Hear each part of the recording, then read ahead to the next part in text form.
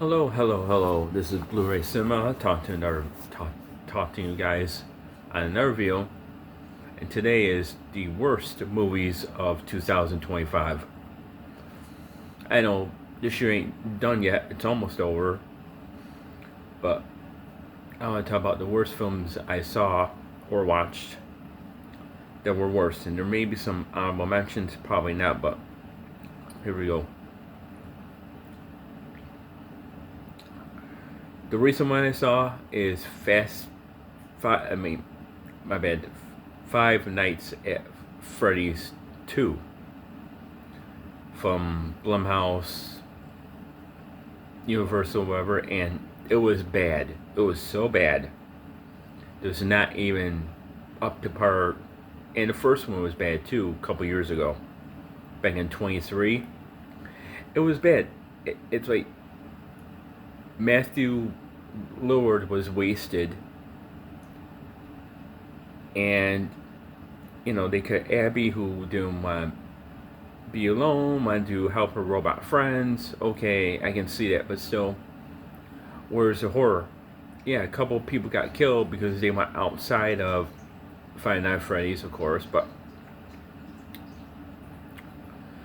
yeah, it's you got a marionette now that's like they show the flashback and show the marionette, and years later, sort of like the the animatronic guys are controlled by the marionette, but who knows, because that never came into the whole story. It was almost like a side subplot that was out there in the beginning.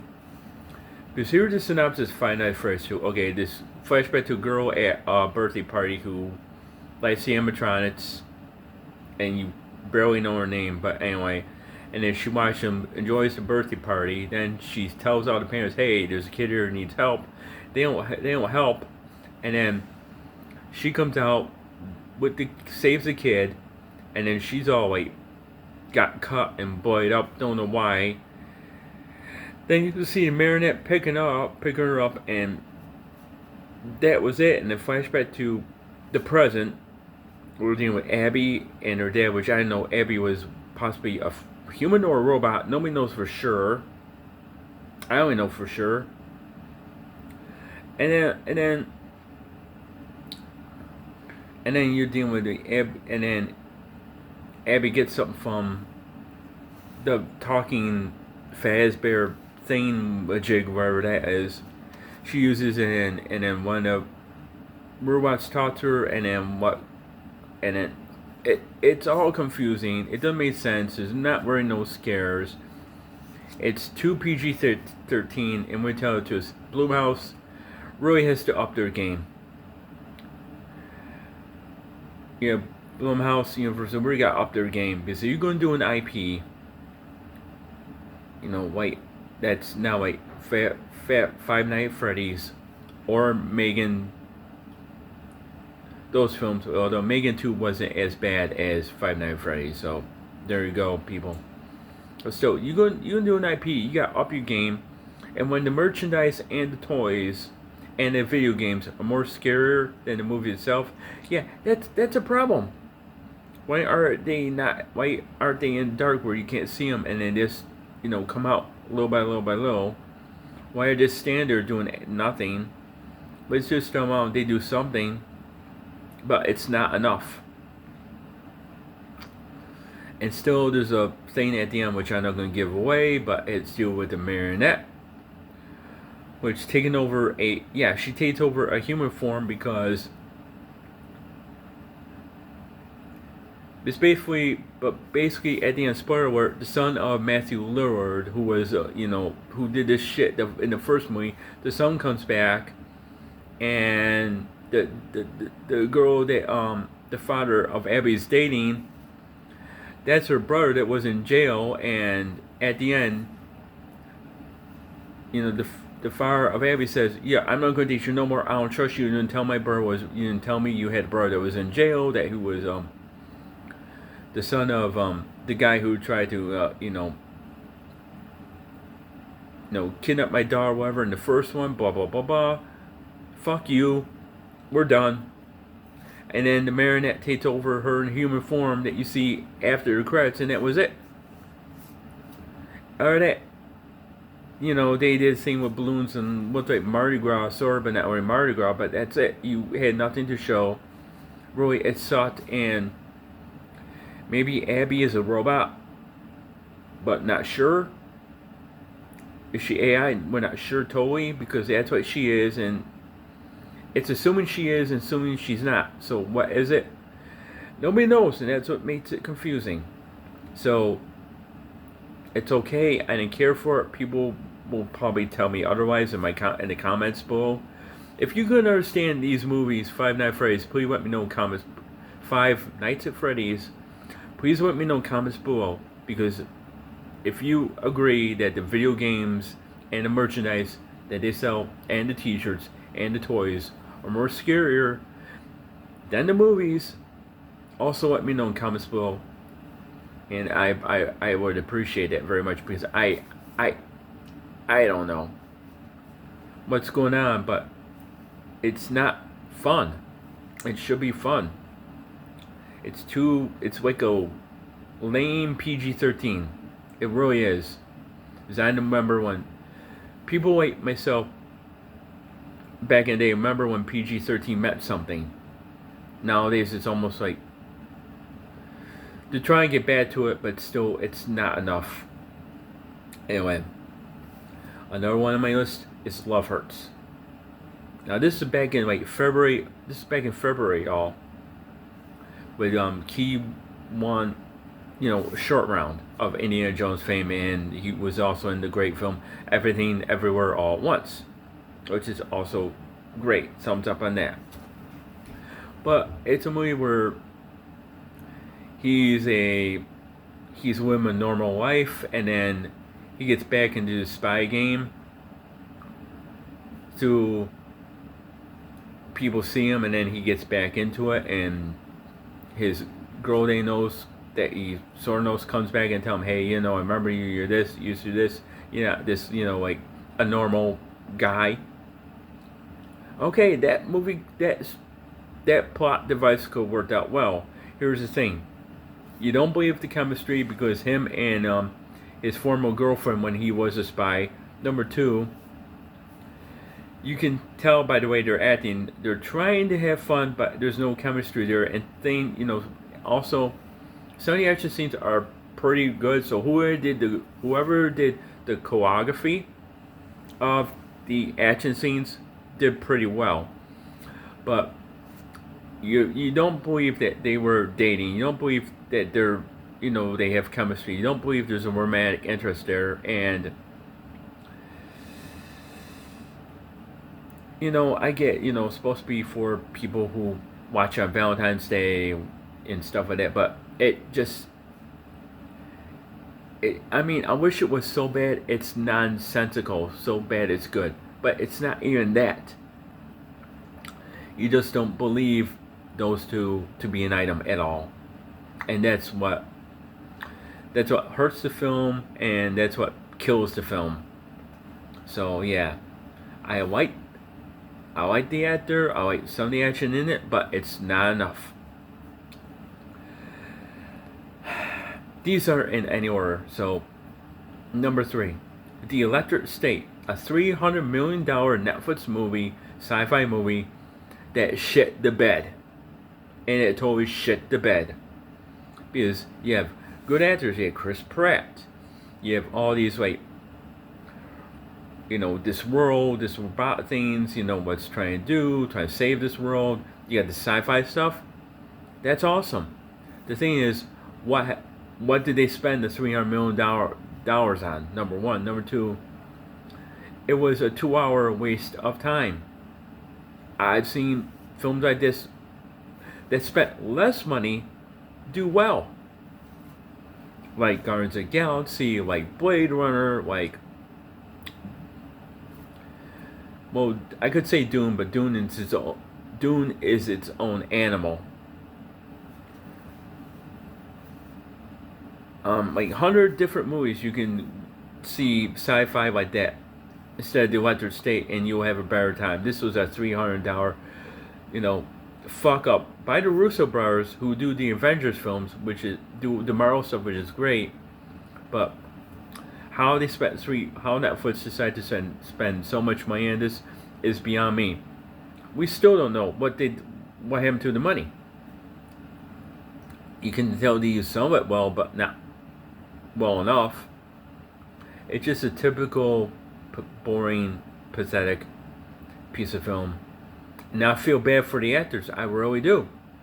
This movie could have been great for Netflix. Could have set a whole new standard. And half an hour in, the standard it just fell flat immediately, and it was painful to watch the rest of it. Tell you the truth, guys, fucking painful, very very painful.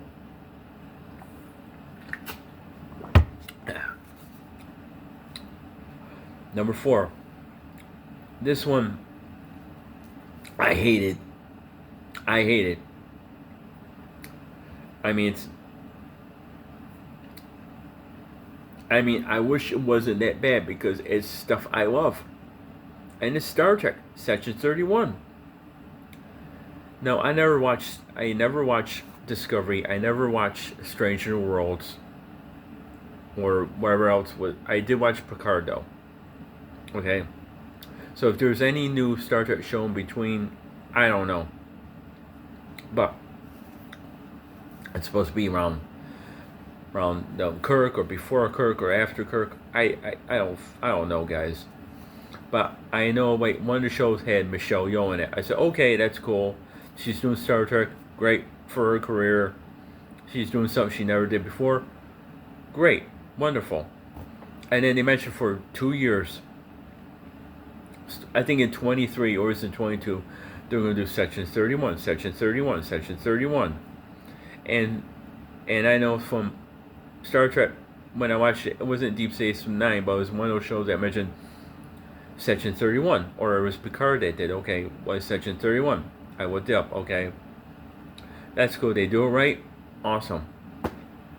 This movie was so bad, so awful, there was no one to root for. Yeah, it was a ragtag, a group of people trying to fight against this, fighting against, fighting this. Okay, and stop this. And they were like, not savages. They were not hit people, but they were like people to stop people from doing this. Okay, it's stuff we've seen in Star Trek before. No problem.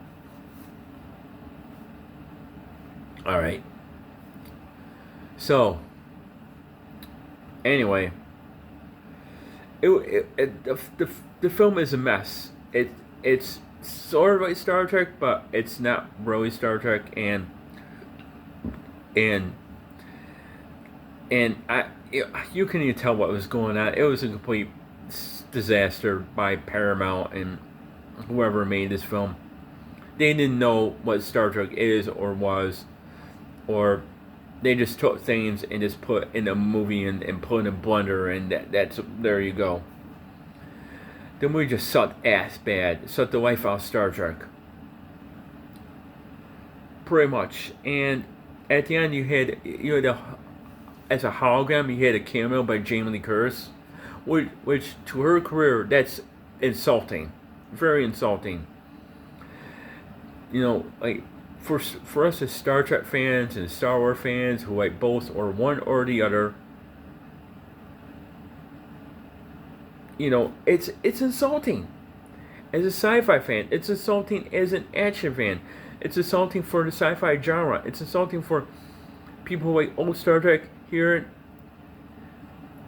and now, and it just sucks. Next movie is The Smurfs. I'm going to talk this for about a quick minute, but Smurfs is done. They killed it. Every time they make a animation live action movie, they don't know. Yeah, have Rihanna Smurfette. Okay, I don't see a problem. Have like a musical in it or two. Okay, no problem. The story, problem. They didn't know whether to be animated or live action or both or in the middle, and Gargamel and Gargamel's nephew, and because he wants to destroy all the Smurfs and take away from Gargamel and the Jaws of Gargamel. It's like, oh, who? At the end of it, you say, who cares? Who cares? It's like another film that, wait, I wish I didn't waste my 90 minutes on. Really. Done. Don't waste your time in it. You want to see the first or 2 live action ones? Great. After that, I would just stop. Just stop. Stop. Because it's not even a good time anymore. I feel, okay, they're going to get it right. Well, they tried. Well, they tried. Okay, they tried. Foreman, okay. And it's dead.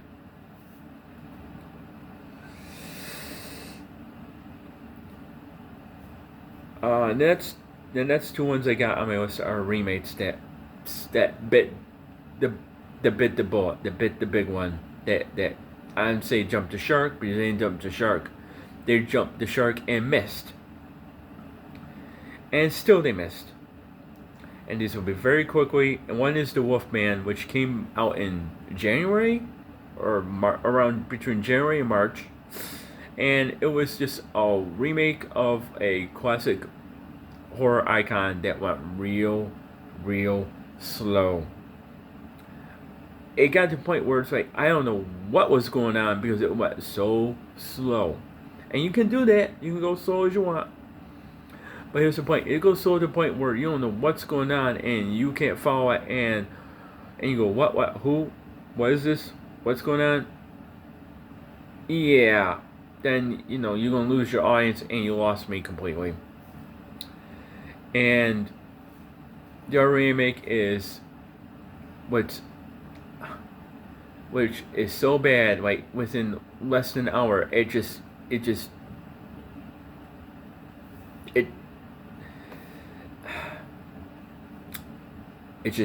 didn't even fucking care anymore or give a shit, which is, I call this is bullshit, is I Know What You Did Last Summer remake.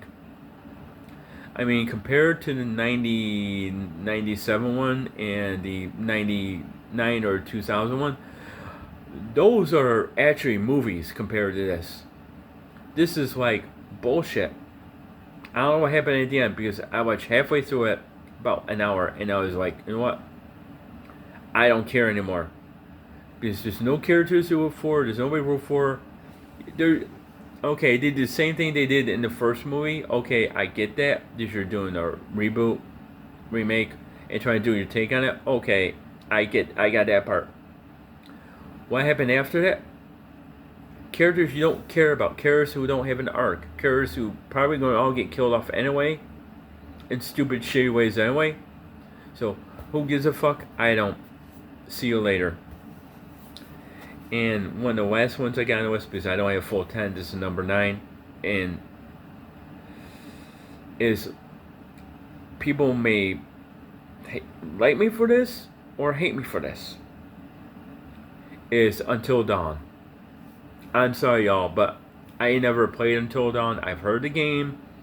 I love to play the game someday because it's probably better than this film. But I didn't. The premise sounds great. People go into a mansion, don't realize that they're walking into a time loop that they escape from, and gotta do it over and over and over and over until they get it right. Escape from a killer, and wait until the morning comes, and then they're finally out. Great, perfect. What went wrong? I just think it. I mean, it got ridiculous to a point, but it just. I mean, it just too much on repeat, too much ridiculousness. It just wasn't for me, and I don't blame you if you guys, anybody out there likes it more than I do. Anybody who likes these films is entitled to their opinion, and it's understandable. But some of them, was it Until Dawn cringeworthy? No. But some of these are. When you see like a Love Hurts, or you see a Section 31, which you like Star Trek, or Five Nights at Freddy's 2, it's almost to a point where things are becoming too cringeworthy. I didn't cringe at any of these films, but I probably almost did. But yeah, Until Dawn was pretty bad. Not worse, but But the films that should be ashamed of themselves is Five Nights at Freddy's 2. I know what she did last summer. I mean, even Weathered State should be ashamed of itself. And Section 31 should be too. For anybody that loves Star Trek, it's going to turn Star Trek people off. Because when I go Blu-ray hunting and stuff, I don't see nobody buying Section 31, nobody buying the Wolfman, nobody buying. Okay, people love Hurts, I get it, but not many people are buying the Smurfs now. And I can imagine that's going to happen with Five Nights at Freddy's or last summer. Nobody's going to want it. I'll be able to do. I don't think anybody that made the two names I mentioned knows what makes them work. Knows what makes it tick, knows what makes them work. But yeah, those are my worst films. To be fair, I did not see Snow White. I did not see War of the Worlds. And I heard that one is so bad, it's not even watchable. I didn't see Bright Hard, which I heard is pretty just cringeworthy bad. You know, it's Die Hard with the brides, and who cares, right? Who cares? I didn't see any of those because I'm not gonna waste my time watching an ugly version of Snow White. I'm not gonna waste my time watching lame ass Die Hard, and I'm not gonna waste my time watching Ice Cube at Dumb. I'm not gonna waste my time. I don't need to. It's not worth it wasting those 2 hours. I mean, back in the day I probably would, but now it's like I'm more choosy. I mean, stuff I'll watch if I'm interested in watching it, but other than that, I just won't. But other than that, that's it for today. The worst films of 2025. Probably next time, maybe the best films of 2025 or something. Other than that, have a great day, and I'll see you on the next. Bye.